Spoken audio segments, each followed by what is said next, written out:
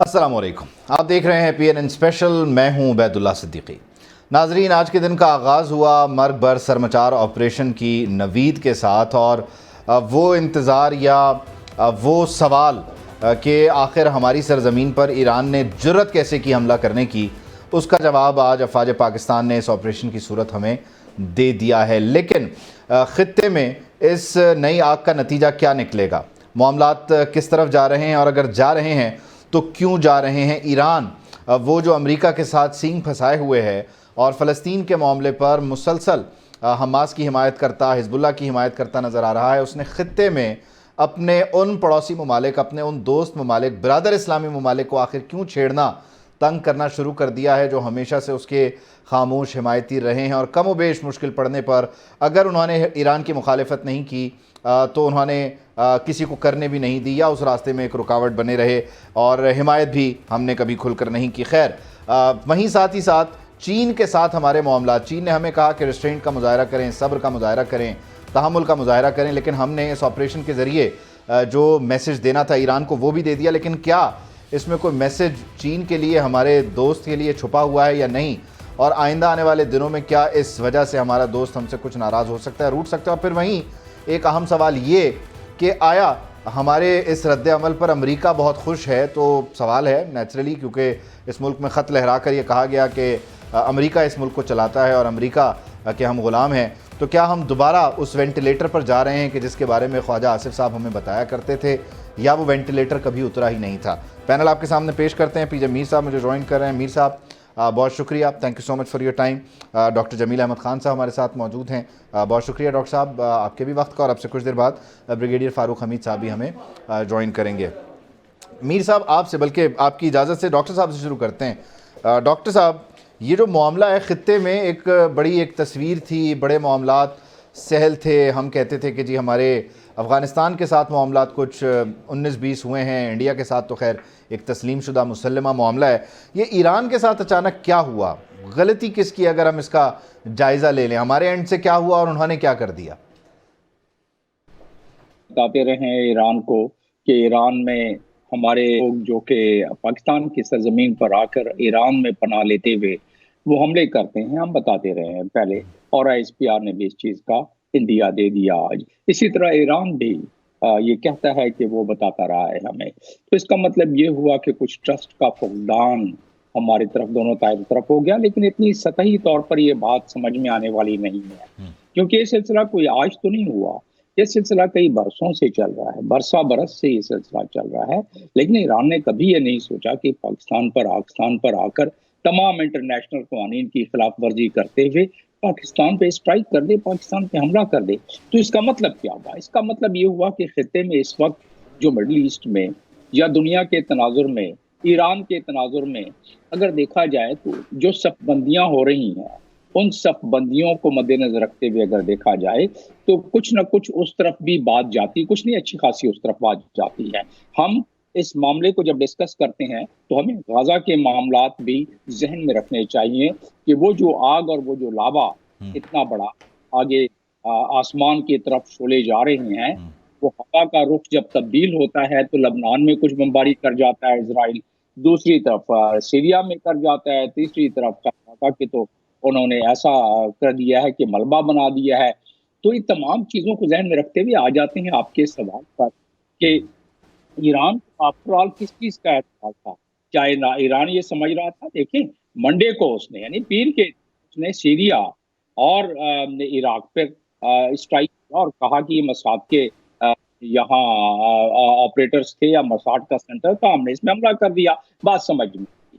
पाकिस्तान पर हमला जो हुआ तो उसमें वो दायरा जैश-उल अदल की बात की उन्होंने। तो जैश-उल अदल की बात की उन्होंने, तो जैश-उल अदल को किस चीज़ से जोड़ना चाहते हैं?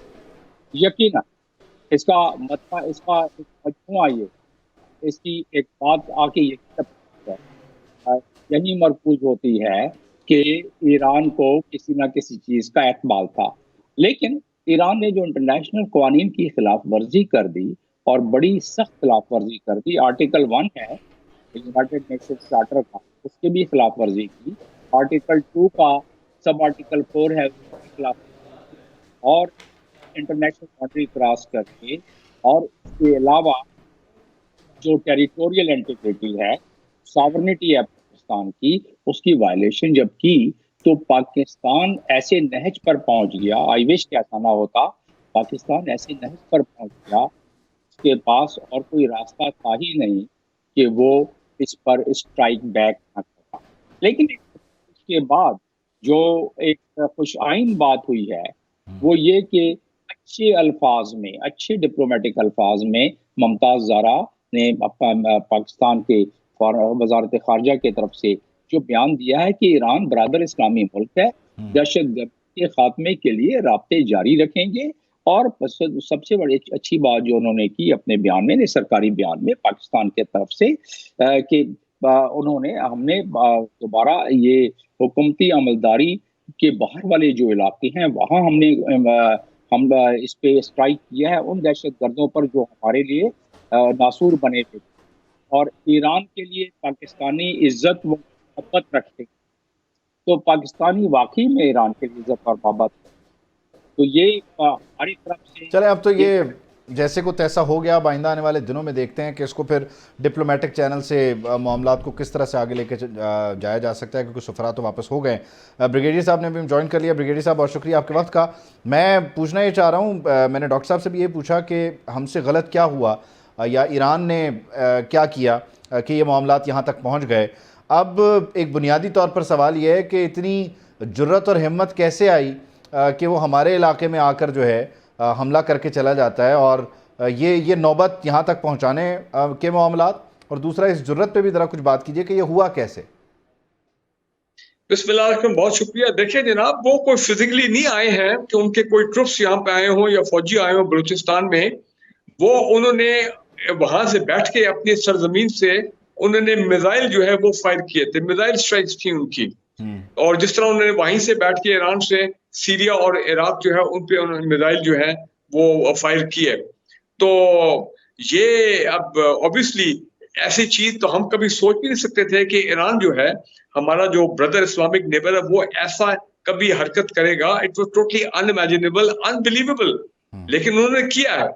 और मैं हैरान हूं कि उन्होंने इतना एक गैर जिम्मेदाराना जो उन्होंने कदम उठाया। अब आपकी बात का डायरेक्ट जवाब ये है कि देखें, हमारा कभी भी जो थ्रेट है वो कभी भी बलूचिस्तान और अफगानिस्तान का, ईरान का जो बॉर्डर है, कभी उस पर नहीं रही है। From that point of view, जब थोड़े बोरे वहां पे कोई वाकयात कभी होते हैं उस स्मगलर्स के या उनके बॉर्डर गार्ड्स, हमारे बॉर्डर गार्ड से कभी कोई लड़ पड़े, कोई झगड़ा हो जाए, तो वो या हमारी तरफ से कुछ स्मगलर जो है वो कोई प्रॉब्लम क्रिएट करें, तो उनके बॉर्डर गार्ड फायर कर देते हैं, कभी हम भी फायर कर देते हैं। तो बीच में ऊपर वाले लोग मिलके, सीनियर लोग वहां पे जो बॉर्डर सिक्योरिटी मैनेजमेंट के लोग हैं, वो मिलके मामले को कर लेते हैं। बिल्कुल लोकलाइज होता है। ये तो कभी नहीं था कि जनाब हम जो है अब वहां पे अपनी एंटी मिसाइल, जिसको आप तरफ इशारा कर रहे हैं कि हमारी कोई एंटी मिसाइल डिफेंसेस हो जनाब, क्योंकि ईरान के बॉर्डर से थ्रेट है। और भाई ऐसी थ्रेट ही कोई नहीं है फ्रॉम द ईरान बॉर्डर। ये तो सडनली एक हो गया वाकया, और it took us by, it totally took the whole Pakistani nation by surprise कि ईरानियों ने ये क्या कर दिया है। मैं समझता हूँ पाकिस्तानी कौम बिल्कुल आज भी शॉक में है और they very angry and very annoyed. और फिर जाहिर बात है, इसका जो रिएक्शन आया है वो फिर उन्होंने अगर मिसाइल स्ट्राइक मारे हैं, हमने रॉकेट्स भी मारे हैं, हमने वहां पे किलर ड्रोन, अटैक ड्रोन के साथ हमले भी किए हैं। और वो जो BLA और BLF की जो साइट्स थी वहां पे, फिर वी टुक देम आउट। तो ये तो फिर हुआ इस तरह। लेकिन फॉर एग्जांपल इंडिया का बॉर्डर है, हमारा जो बल्क ऑफ दी जो है, आप उसको जो भी कहें कि हर वक्त 24 आवर जो हमारे बहुत कुछ हो रहा होता है एयर डिफेंस के निजाम में, वो इंडियन बॉर्डर है, अफगान बॉर्डर है। ये दो हॉट बॉर्डर्स हैं जिसपे वी आर many 100% केयरफुल कि जनाब यहाँ से कोई दरअंदाजी ना हो जाए या यहाँ से कोई एयर स्ट्राइक ना हो जाए, या जिस तरह हुआ था वहां पे 27 फरवरी 2019 को। वो भी इंडियंस अंदर नहीं आए थे, उन्होंने वहां से अपना अंदर आके या कुछ अर्सा दूर रह के उन्होंने अपना बालाकोट के ऊपर वो स्ट्राइक किए थे। We did not cross the border. We did not go into the air space. हमने पाकिस्तान में रह के उन पे रिटेलिएशन स्ट्राइक की थी, 2 जहाज गिरा दिए, पायलट पकड़ लिया। बात मैं ये कर रहा हूँ कि this was never a kind of threat assessment मेरी अपनी सोच में कि ईरान जो है वो इस किस्म की गलत हरकत जो है, गैर जिम्मेदाराना हरकत वो करेगा, but they've done it. So now obviously फिर वी रिटेलिएटेड। तो ये अब है, अब ये सूरत हाल का जायजा तो लिया जाएगा। जाहिर बात है कि जनाब आइंदा अगर कल को फिर ये करने की कोशिश करे तो ये इजाजत तो नहीं दी जा सकती कि जनाब वो दोबारा स्ट्राइक करे। एक दफा उन्होंने किया है, हमने रिस्पॉन्ड किया है, but next time it should not happen. लेकिन इसमें जो बात ब्रिगेडियर साहब कर रहे हैं, पीजे मीर साहब, के हमारी कभी भी अंडरस्टैंडिंग या थ्रेट असेसमेंट ये नहीं थी कि ईरान की तरफ से ये होगा, तो ये यकीनी तौर पर एक खुद एक सवालिया निशान है जिस तरफ ब्रिगेडियर साहब बात कर रहे हैं। और दूसरा मामला ये कि आप नहीं समझते कि हमें इस मॉडर्न एरा में कि जहाँ पर लोगों के मुआशी मफादात बदलते हैं, लोगों की दोस्तियाँ दुश्मनियाँ बदलती हैं, वहाँ हमें फिर ये चारों तरफ ही मोहतात रहना चाहिए। क्योंकि हमने अफ़गानिस्तान वाले मामले में भी देख लिया कि जिन्हें हम भाई कहें या जिनकी कामयाबी पे हम खुशी मनाएं, उनकी खुशी है, हमारे लिए तो वो गम का बाइस बनती है।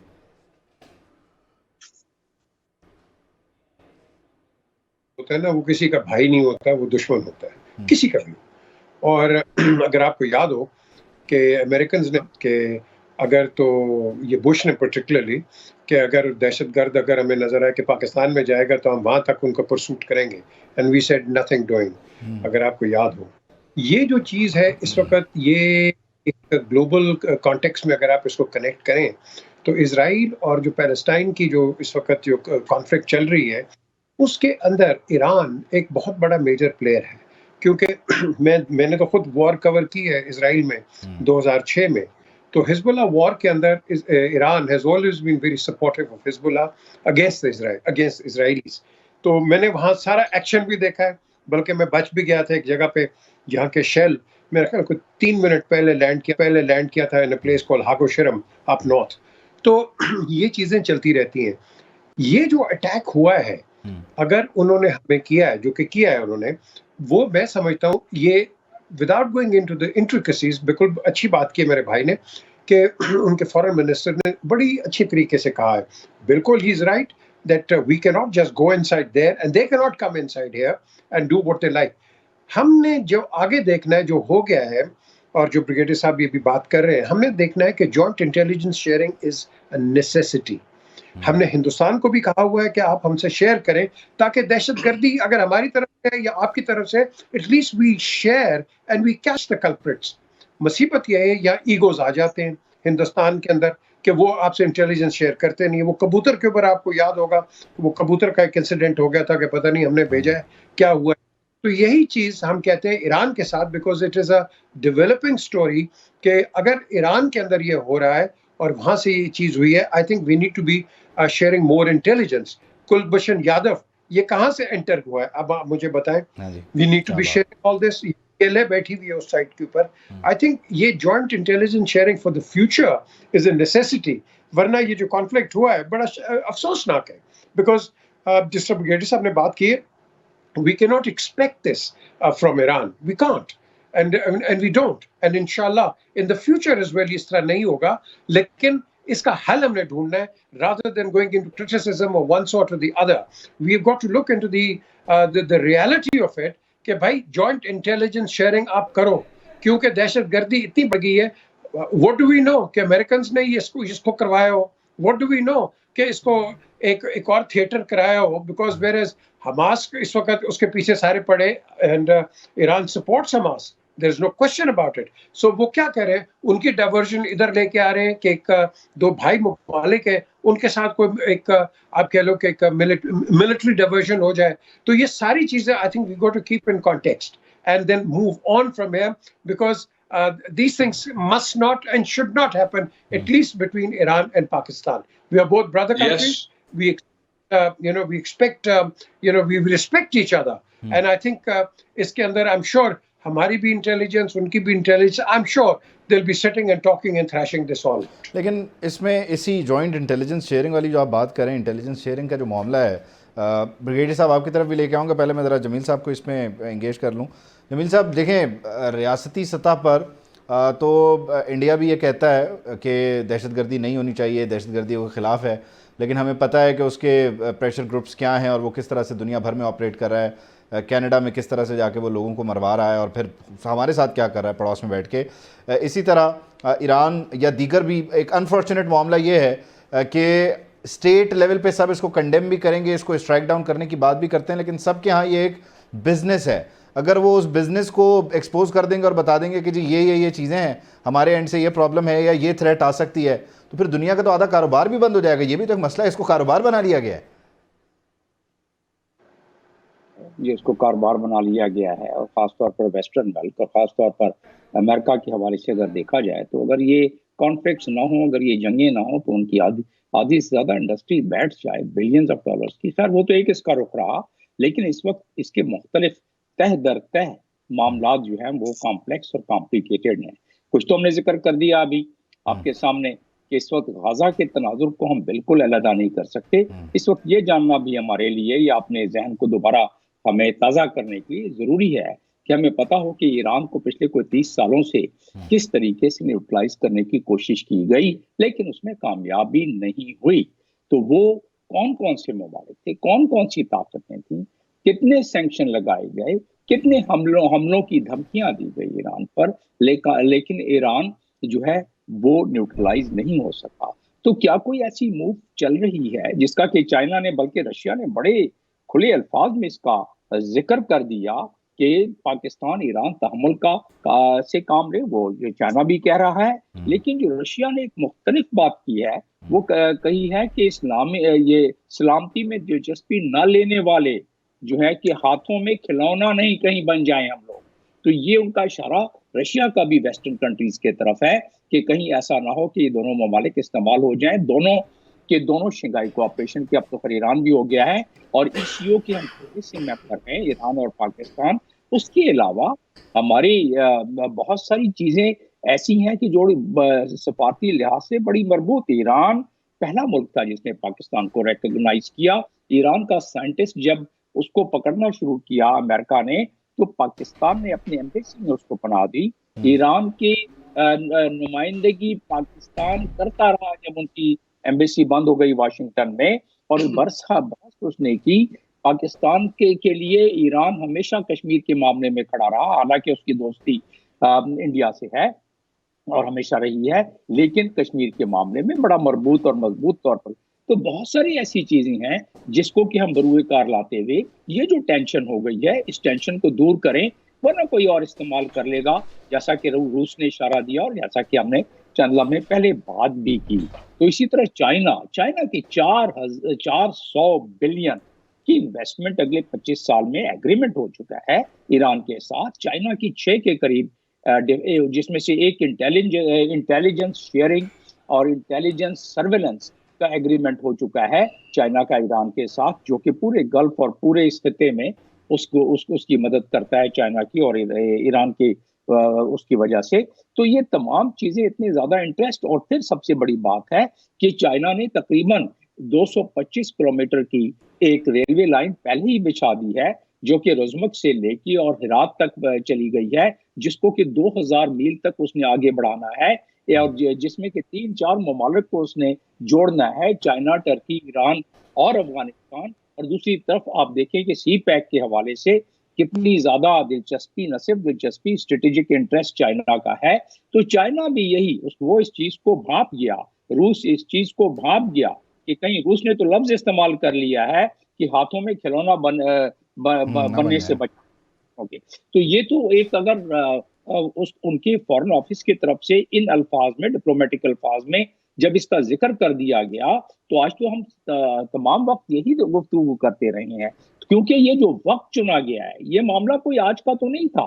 वो जुंदुल्ला से लेके और जैशुल अदल, उसके बाद जब से फांसी दी गई रगई को, उस वक्त से लेके कोई अभी नई बात तो है नहीं। तो इस वक्त का इंतखाब करना, जिस वक्त खित्ते में एक आग सी लगी हुई है और वो शोले भड़क रहे हैं, तो ईरान को वैसे न्यूट्रलाइज नहीं कर सके, तो उन्होंने कहा चलो दोनों ही अच्छी ताकतें हैं, दोनों इस्लामिक ताकतें हैं, तो ठीक है आपस में इनको उलझा के तो किसी न किसी तरीके से अपना उल्लू सीधा किया जाए। यही रशिया कह रहा है आपको तो मेरा मकसद कहने का ये है कि इस वक्त जो पाकिस्तान के फॉरेन ऑफिस ने, बहुत दफा मैंने तनकीद की है पाकिस्तान के फॉरेन ऑफिस पर, लेकिन आज का जो बयान है उससे ये महसूस होता है कि पाकिस्तान इससे आगे, पहले भी खैर पाकिस्तान नहीं चाहता था कि ऐसा हो, लेकिन इस के बाद जो कि पाकिस्तान की मजबूरी थी इस स्ट्राइक को करने के लिए सिस्तान में, तो उसके बाद पाकिस्तान के बड़े खूबसूरत अल्फाज में, बड़े मोहब्बत भरे डिप्लोमेटिक अल्फाज में उन्होंने जो आज अदायगी की है, उससे अंदाजा होता है कि डीएस्केलेट हो जाएगा। जबकि हमें अंदाजा है कि वेस्टर्न कंट्रीज बहुत सारे इंटरेस्टेड नहीं होंगे कि ये डीएस्केलेट हो, क्योंकि डीएस्केलेशन में इसके उनका इंटरेस्ट डेफिनेटली इंटरेस्ट जो है ना फिर वो कॉम्प्रोमाइज हो जाते हैं। यही चीज़ ब्रिगेडियर साहब आपसे कि ये एक अनफॉर्चुनेट बिजनेस बन चुका है और इसको कंडेम भी किया जाता है और साथ ही साथ इसे परवान भी चढ़ाया जाता है, तो इसमें इस दोहरे मयार के साथ ये इंटेलिजेंस शेयरिंग का कोई मरबूत निज़ाम दुनिया में लागू हो सकता है? डू यू थिंक ये पॉसिबल है या ये एक ऐसे ही ख्वाब है हम देख रहे हैं बस? नहीं, देखें, हर मुल्क के अपने सिक्योरिटी इंटरेस्ट होते हैं। पाकिस्तान के has always believed in regional security, regional peace, security and stability। Afghanistan के साथ हमारे यही बातचीत चलती है। और ऑब्वियसली जब भी इंडिया के साथ जब भी डायलॉग्स हुए माजी में, तो काउंटर टेररिज्म जो है वो ये तो एक शेड मसला है ना साउथ एशिया का, इस खत्ते का। तो ईरान के साथ बिल्कुल माजी में आप देखें ना, 4 दिन पहले if I am not wrong, एक ईरानियन टॉप ऑफिशियल पाकिस्तान आए हुए थे, वो जो कि उनके सिक्योरिटी रेप है फॉर अफगानिस्तान, और यहाँ पे आए थे जाहिर बात है बातचीत करने के लिए कि अफगानिस्तान के ये जो मामला चल रहे हैं, ये दहशतगर्दी के ये वो जो थ्रेट्स है, ईरान को भी थ्रेट है फ्रॉम ये जो प्रॉक्सीज हैं इंटरनेशनल एस्टेब्लिशमेंट की, ये दाइश कह रहा, पाकिस्तान को भी थ्रेट है। तो जाहिर बात है हम आपस में बातचीत भी कर रहे हैं एट डिफरेंट लेवल। तो ये 3 दिन पहले की बात है। और फिर 2 दिन पहले तो इंडियन फॉरेन मिनिस्टर साहब हैं, वो ईरान गए हुए थे। तो जब वो ईरान गए तो जाहिर बात है हमारे भी कान, सबके कान खड़े हो जाते हैं, आम शहरी के कान, कि भाई ये इंडियन फॉरेन मिनिस्टर ठीक है, स्टेट टू स्टेट रिलेशन होते हैं, उसमें हमें कोई प्रॉब्लम नहीं है, लेकिन ये वही ईरान है जो आपके 5 साल पहले चाबहार से कुलभूषण जाधव का जो टेरर नेटवर्क था, वो ईरान की सरजमीन से हमले करता था बलूचिस्तान में, कराची में। फिर हमारे इदारों ने उसको टेरर नेटवर्क को डिस्ट्रॉय किया। तो उसके बाद फिर आपने देखा कि काफी रबावत बढ़ गए, हमारे प्राइम मिनिस्टर भी उधर गए, हमने मीडिएट किया between Saudi Arabia and Iran, वो एक बड़ा गुडविल जेस्चर था हमारी तरफ से, उनके सिक्योरिटी के लोग आते थे। तो काफी अपना कम्युनिकेशन जिसको है, लाइन ऑफ कम्युनिकेशन काफी एक्टिव थी, और काफी ज्वाइंट कोऑर्डिनेशन, इंटेलिजेंस शेयरिंग, ये तो बेसिक असूल है। और मैंने आपको कहा कि माजी में जहाँ मसला कभी बॉर्डर लाइन पे होता था, तो ये अब बॉर्डर सिक्योरिटी मैनेजमेंट के हवाले से ये ज्वाइंट बातचीत भी होती थी, मुलाकातें भी होती थी, वगैरह वगैरह। तो मुझे समझ नहीं आई है कि ये इनको क्या सूझी है ईरानियंस को कि ये इस तरफ चल पड़े। देखिए ग्राउंड पे हमले तो हुए हैं, BLF और BLA, आपको पता है पिछले 2 साल में उन्होंने सिक्योरिटी फोर्सेस पे हमले किए हैं, उन्होंने इंस्टॉलेशन पे हमले किए बलूचिस्तान में, खासकर साउथ बलूचिस्तान में। और CPEC आपको मालूम है कि हम सब जानते हैं कि CPEC जो है उसको डिसरप्ट करना है, इंटरनेशनल एस्टेब्लिशमेंट अमेरिका भी चाहता है, इंडिया भी चाहता है। वो अलग बात है कि ईरान हैज ऑलवेज डिजायर्ड कि वो भी they should become a part of the CPEC, वो हमने भी उनको ऑफर किया। और लेकिन फिर भी ईरानी सरजमीन से आते थे ये BLA वाले और ये BLF वाले। अब और ये भी हमें बड़ी क्लियरली पता है कि पाकिस्तान ने कई दफा उनको कहा है कि जनाब आप इन लोगों को इनको काबू करें और इनको हमारे हवाले करें, क्योंकि ये पाकिस्तान में दहशतगर्दी हमले करते हैं, but Irani did not do it. और मुझे आज भी याद है, मैं उस दहशतगर्द ग्रुप का नाम भूल गया, कोई 10 साल पहले की बात है, उनके 1-2 लीडर थे, वो वाकई, हाँ, जुंडुल्ला ऐसा कोई नाम होता था, यस मुझे याद आ गया। उनके जो लोग थे हमने बकायदा पकड़ के ईरानियंस को हैंडओवर किए थे। देखिए पाकिस्तान ने हमेशा लार्ज हार्टेडनेस शो की है कि भाई आप, ये हमारा इस्लामिक ब्रदरली इस्लामिक नेबर है, इनको अगर कोई मसला है, हमारी सरजमीन से अगर कोई सर उठाएगा इनके खिलाफ, तो हम उनको छोड़ेंगे नहीं, वो जो कोई डिस्टर्ब करने की कोशिश करेगा। तो जब हम जाके हम वन वे नहीं होना चाहिए, जहां ये वन वे होता है, ये 2 वे होना चाहिए। This is the whole problem. इस दफा मैं ये समझता हूं कि ये, देखिए एक चीज याद रखिए, बड़ी फाइन पॉइंट मैं आपको बता रहा हूं, BLA और BLF ये ईरानी सरजमीन पे है, आज उनके 7 बेसेस को हमने टारगेट किया। यही लोग अफगानिस्तान की सरजमीन पे भी हैं, BLA और BLF और बाकी TTP वगैरह। तो इन कॉमन फैक्टर क्या है? कॉमन फैक्टर ईरान नहीं है, वो तो ईरान तो अब बीच में आ गया ना, बिकॉज उनकी सरजमीन इस्तेमाल हुई है। कॉमन फैक्टर इंडिया, वो लोग हैं। मैं इस तरफ आता हूँ, वो मैं लोग हैं। इसमें इंडियन मामलात को भी लाता हूँ, फिर गज़ा की सिचुएशन से भी इसको कनेक्ट करते हैं, और फिर अमेरिका की तरफ हम क्या दोबारा जा रहे हैं और अमेरिका के किसी नए महाज पे या किसी नई प्रॉक्सी का हम हिस्सा तो नहीं बन जाएंगे, इसको भी ज़रा डिस्कस करेंगे, लेकिन ये सब कुछ एक ब्रेक के बाद।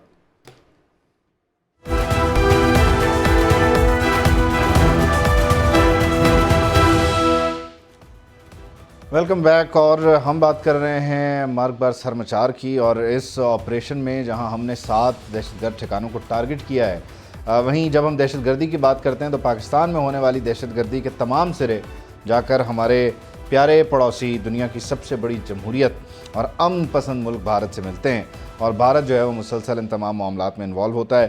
खैर, एक ऐसे वक्त में मीर साहब के जब इस्लामाबाद में एक धरना हो रहा है या एहतजाज हो रहा है ख़िलाफ़ उन मामलात के जो उनके शिकवे शिकायतें हैं, और एक वहीं पर इज़हार यकजहती के लिए या अपने शुहदा के मामलात को क्लेम करने के लिए एक और जो है वो टेंट लगा हुआ है। तो इस वक्त बलूचिस्तान के 2 लोग वफाकी दारुल हुकूमत में बैठे हुए हैं। ऐसे में कि जब ये मामला हसास है, वल्नरेबल है, लोग बात कर रहे हैं नेशनल लेवल पे हर जगह, तब ही ये क्यों हुआ कि ईरान को जो है वो ये समझ आई या उसको सूझी कि जी हमने मिसाइल दागने हैं? यानी फिर उसको कनेक्ट तो वहीं करना पड़ेगा इंडिया के साथ, क्योंकि जहाँ हम कमज़ोर हों या जो हमारी आप कह लीजिए जहाँ वल्नरेबल हों और वहाँ में चोट लगे या चोट पड़े तो हम मुड़ के देखें तो वो इंडिया ही होता है। देखिए, इंडिया बहुत बड़ा एक रोल प्ले करता है इन बेसिकली एज अ सैबोटर। और मैं आपको एक चीज बताता हूँ कि व्हाइट हाउस के बाहर वहाँ एक बलूचिस्तान का झंडा और बलूचिस्तान का केस लेके बैठा हुआ है व्हाइट हाउस के बाहर। उसके बाद आप चले जाएं जिनीवा में, वो जहाँ टूटी हुई कुर्सी है वहां ये बैठे हुए प्रोटेस्ट कर रहे हैं अगेंस्ट पाकिस्तान। इनको कौन बिठाता है मुझे बताओ? अगर इंडिया नहीं तो और कौन बिठाता है? बेसिकली एक डॉक्टर साहब है, मैं इनका नाम भूल गया हूँ अभी, ये मॉस्को चले गए थे भाग के, क्योंकि इनको कहा था कि जी he is working anti Pakistan. हमारा पहला मीडिया डेलीगेशन गया, we met him there and he is rejoined. उनको जब हकायक का बताया गया, खुदा की कसम वो वापस आ गए फोल्ड के अंदर।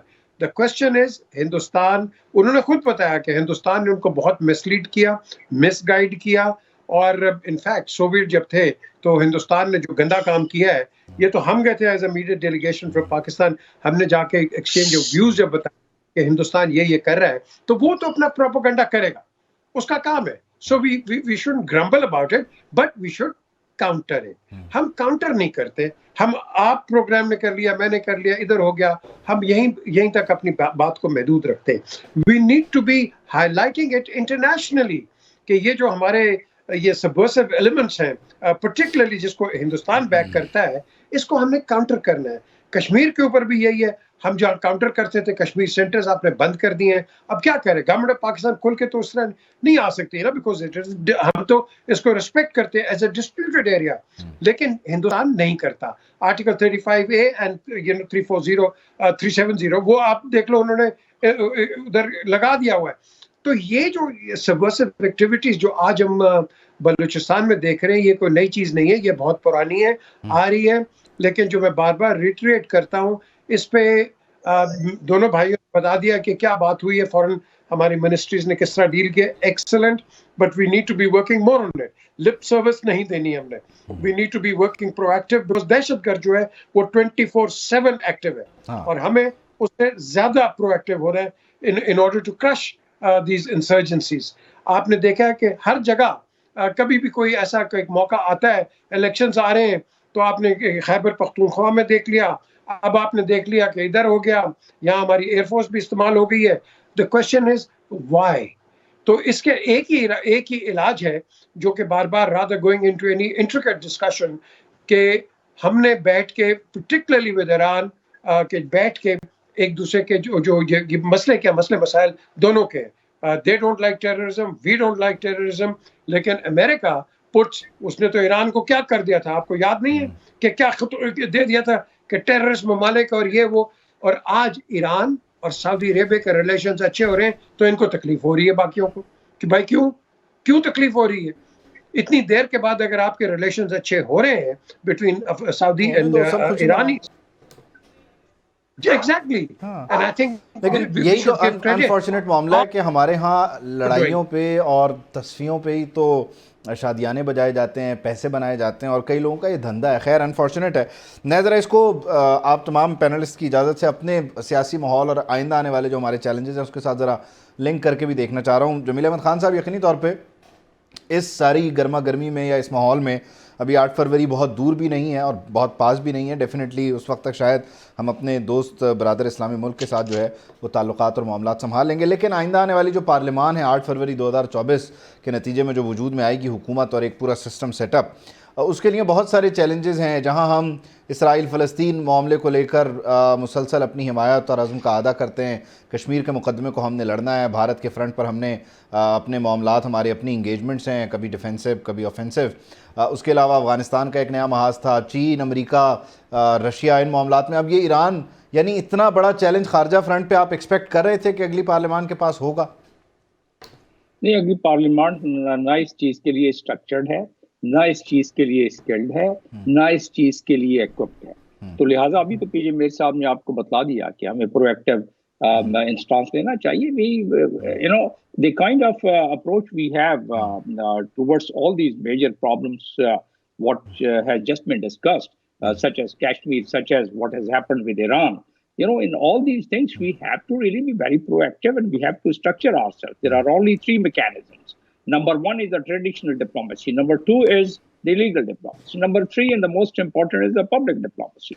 तो इस पब्लिक डिप्लोमेसी के तहत हम दुनिया को कम से कम बावर तो करा दें कि इंडिया जो है रा का सबसे ज्यादा जो बजट एलोकेशन है रा का वो है ही पाकिस्तान के खिलाफ, वो चाहे अफगानिस्तान से बैठकर करें या ईरान से बैठकर करें, लेकिन है ही इस काम के लिए और वो हो रहा है। और ये हम नहीं कह रहे, इसमें आपको अमेरिकन बहुत सारी जरीदे हैं जिसमें आपको इस चीज का जिक्र मिल जाएगा, थिंक टैंक में इस चीज का जिक्र मिल जाएगा, 1-2 कांग्रेस मेंबर्स ने इस चीज का जिक्र किया है।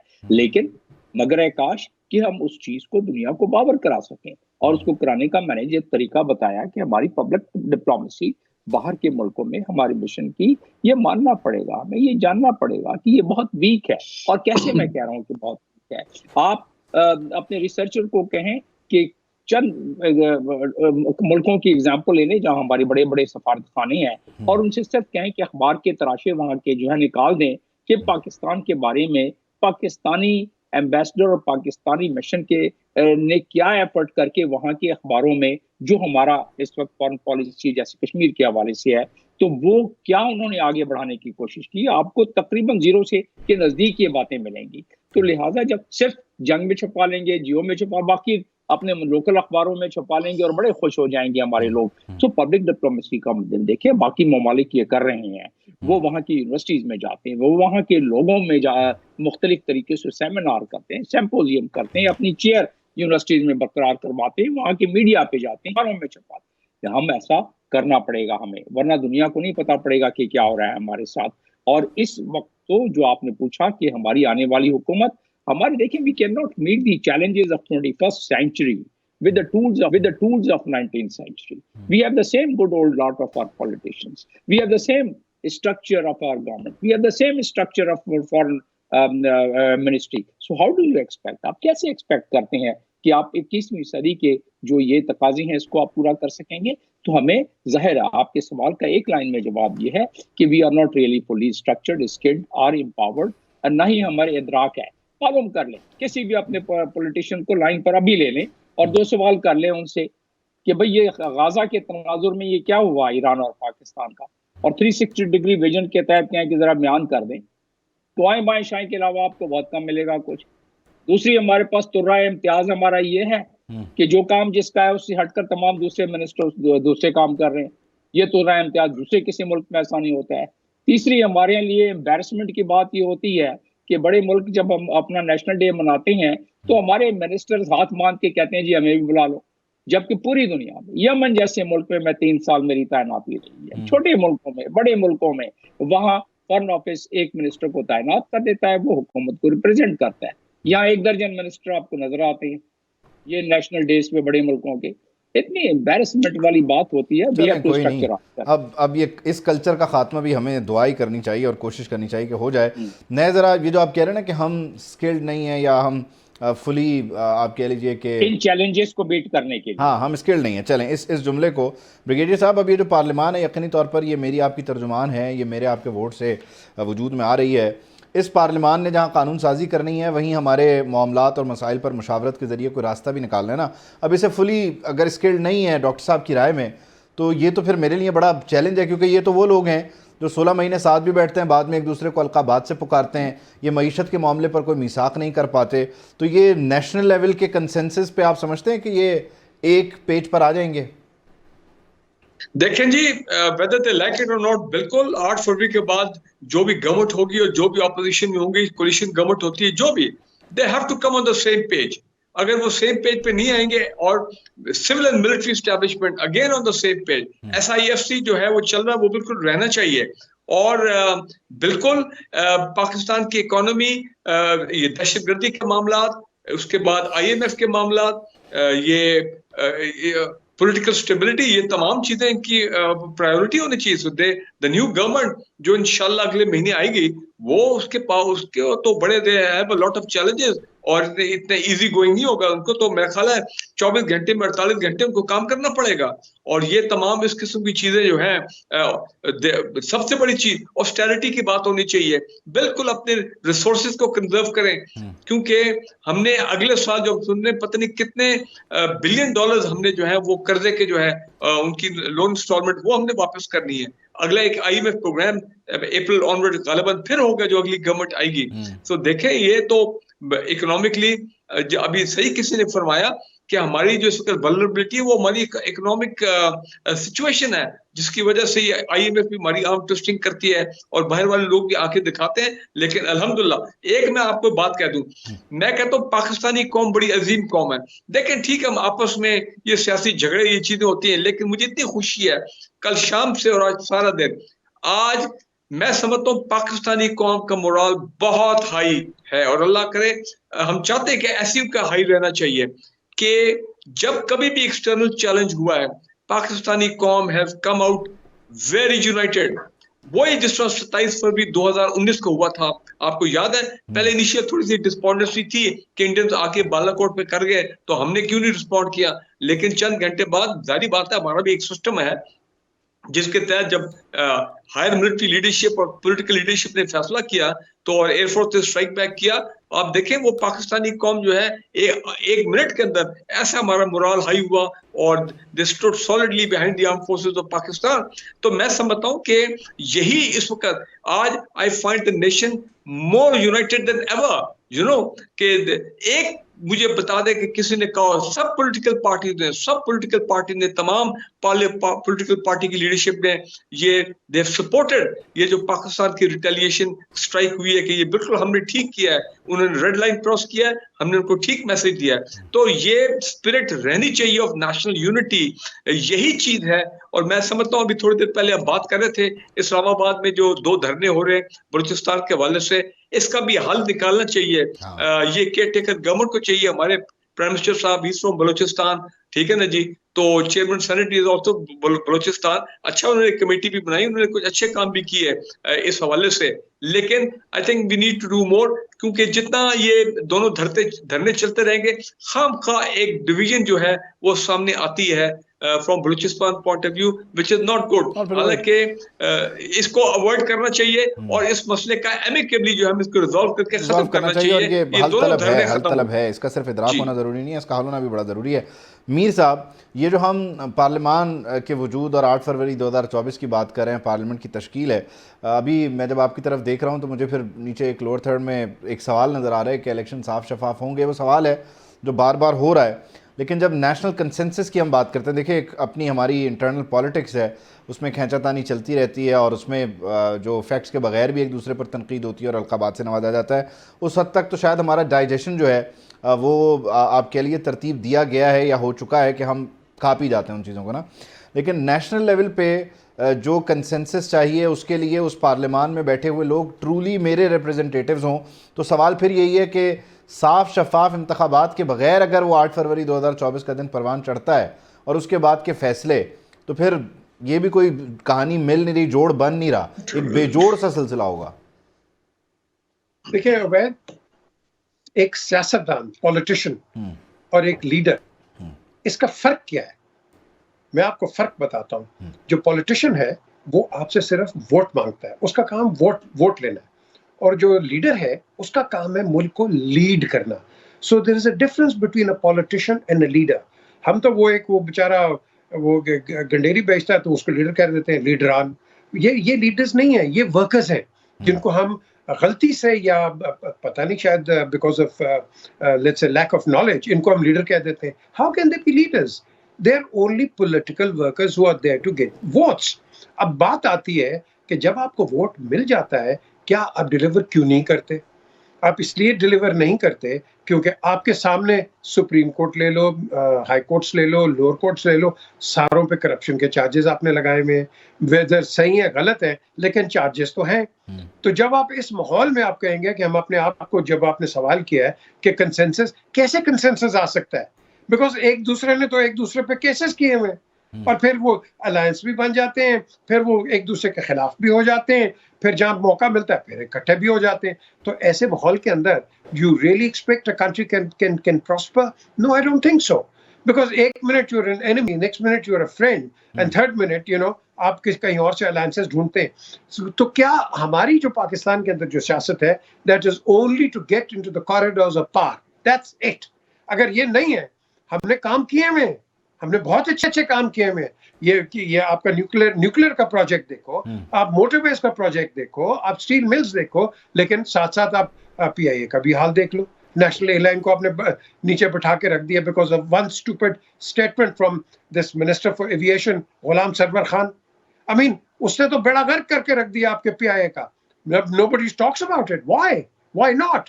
How could somebody give such an irresponsible statement कि आपके तमाम PIA का बेड़ा गर्क करके रख दिया, and PIA is not even flying anywhere? So the question here arises: somebody's got to be held accountable for these, misdemeanors. I call them misdemeanors. I call them, illiterate sort of decisions and illiterate announcements. तो हमने अपने आप को पहले reform करना है। पहले एक दूसरे के बैठ के हम, क्या हमारे में वो है वो सकत कि एक दूसरे को सुने? आपके प्रोग्राम में कई लोग आएंगे, कोई एक बात कर जाएगा, दूसरा कहेगा मैं जी इनसे मजम्मत करता हूं। भाई आप उनकी बात सुन लो, आपसे भी शायद कोई मजम्मत कर ले, लेकिन एक दूसरे से डायलॉग तो शुरू करो। हम तो एक दूसरे के साथ बैठने के लिए तैयार नहीं है, फिर हम कहते हैं हम पाकिस्तान की खिदमत करेंगे। कैसे करेंगे आप? मुझे बता दें। मुझे पूरी दुनिया या आपका चैनल देख रहा है, मुझे कोई जवाब दे दे कि आप में आपस में इत्तेफाक नहीं है। जब आपस में इत्तेफाक नहीं है तो आप लोगों का क्या काम करें? अच्छा, इसमें आपने गुलाम सरवर खान साहब की बात की कि उनसे कोई नहीं पूछता। यही तो अलमिया है कि गुलाम सरवर खान साहब के साथ फिर आपने देखा कि वो एडजस्टमेंट भी हो गई। फिर इस मुल्क में एक जमात के पास एक ही वज़ीर ख़जाना है, ऑल दो कि वो IMF के साथ सींग फंसा ले, लेकिन वज़ीर ख़जाना ही वो रहेगा। फिर दूसरे एक बंदे के पास एक टीम थी, वो कहता था कि मेरी ऐसी टीम है कि 100 दिन में मैं नक्शा बदल दूंगा। फिर पता नहीं नक्शे ही बदल दिए गए, अब वो नक्शे पे ही नहीं है। तो डॉक्टर साहब, ये जो मसला गुलाम सरवर खान वाला उठा दिया कि PIA का बेड़ा गर्क हो गया, उनकी वजह से चलें वो आ ही गए हैं रडार पे। फिर इसहाक डार साहब जैसे लोग भी इस मुल्क में मौजूद हैं जो मुसलसल वज़ीर ख़जाना है, तो इन लोगों के होते हुए भी तो मसाइल का हल नहीं है। फिर तीसरी जमात हुआ है जो कहती है नौजवान आएंगे, उनका नौजवान कायम अली शाही और कायम अली शाही है। जिस तरह सियासत जो है ना हमारे मुल्क में, हमें इस चीज़ को अब तक तो इदराक हो जाना चाहिए कि सियासत अब तजारत बन गई है और सियासत मरूची ज़्यादा है इसमें मासिवाए एकात पार्टी के। तो उस लिहाज से अगर देखा जाए तो ये तो बस अपने अपने में रेवड़ियाँ बढ़ती हैं और अपने अपने में मामला चलते हैं। किसी एक पार्टी से आप पूछ लें कि जी आपके इकोनॉमिक को दुरुस्तगी के लिए क्या प्लान है, वो कहते हैं 300 डबल तनख्वाह कर देंगे, 300 यूनिट बिजली दे देंगे, दूध की नहरें बहा देंगे, जबकि आपके तकरीबन 120 से 126 बिलियन एक्सटर्नल डेट है। आपको 75 बिलियन अगले 3 साल में अदायगी करनी है। आपका टैक्स रेवेन्यू जो आता है उससे आपका अपने इस्टेब्लिशमेंट का खर्चा नहीं पूरा होता है। आपका इंटरनल डेट जो है 46 ट्रिलियन रुपीस का है, यानी 46 खरब रुपए का है। तो ये इनसे पूछें कि भाई आप आ रहे हो इलेक्शन में, इंशाल्लाह आप हुकूमत बनाओगे, आप जब जा रहे हो जलसों में तो इसके बारे में भी तो बात करो ना। सिर्फ 300 यूनिट बिजली और बाकी दूध की नहरें, उसके अलावा हल दो कि किस तरह करोगे, ये कर्जे किस तरह उतरेंगे। अगला जो IMF का प्रोग्राम आ रहा है, वो लोगों की अभी चीखें तो निकली हुई है, वो बेहोश होकर जमीन पर गिर जाएंगे।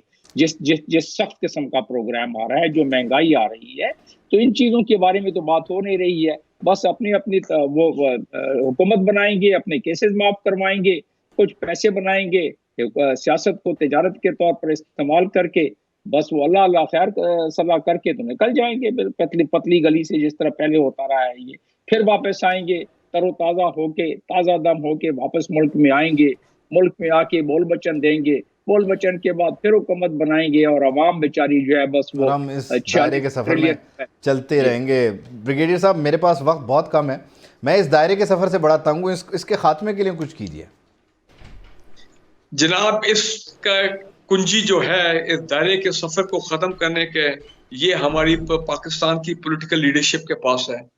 दुआ ये करें कि अगले 15 दिन खैर खैरियत से गुजर जाएं, 8 फरवरी को खैर खैरियत से इलेक्शन हो जाएं और पाकिस्तान में एक इलेक्टेड गवर्नमेंट आए, एक पार्लियामेंट नई आए, एक नए सोच, एक नए जोश के साथ, एक नए अज़म के साथ वो पाकिस्तान के लिए सुबह शाम काम करें और मिल बैठ के एक national consensus, national reconciliation, national unity, ये तमाम चीजें क्रिएट करें।